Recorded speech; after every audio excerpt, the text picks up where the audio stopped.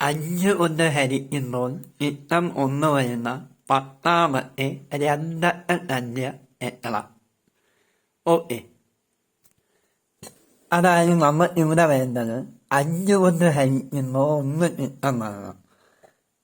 അപ്പം നമ്മൾ എന്തോ ചെയ്യും? 11 എന്ന് പറയുന്ന നമ്പർ 11നെ 5 കൊണ്ട് ഹരിക്കാൻ 1 മിച്ചം വരും. 16നെ 5 കൊണ്ട് ഹരിക്കാൻ 1 മിച്ചം. അതേപോലെ തന്നെ 21നെ 5 കൊണ്ട് ഹരിക്കാൻ 1 മിച്ചം. ഈ 11 എടുക്കാനുള്ള കാര്യം നമ്മൾ ഇവിടെ രണ്ടക്ക തന്നെയാണ് വേണ്ടത്, അല്ലേ? 5 കൊണ്ട് ഹരിക്കാൻ 1 മിച്ചം വരുന്ന രണ്ടക്ക തന്നെയാണ് നമുക്ക് വേണ്ടത്. അപ്പം ഇങ്ങനെ പോയി പോകുന്ന ഈ സമാന്തര ശ്രേണിയിലെ 10ാമത്തെ സംഖ്യ എത്രയാണ് നമുക്ക് വേണ്ടത്?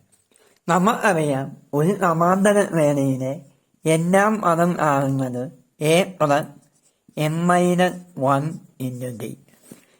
ഇവിടെ ഏത് പറയുന്നത് എത്ര? 11.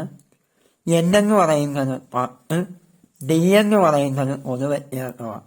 അതായത് ഈ അടുത്തടുത്ത രണ്ട് സംഖ്യകളുടെ വ്യത്യാസം 16ൽ നിന്ന് 11 പോയാൽ ഒരു വ്യത്യാസം 5.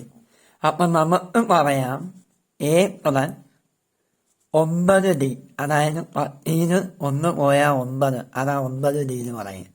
അപ്പം 11 + 9 × 5, 9 × 5 = 45, 56. ഇതാണ് നമ്മുടെ ഉത്തരം. ഓക്കെ, ഉത്തരം 56 ആണ്.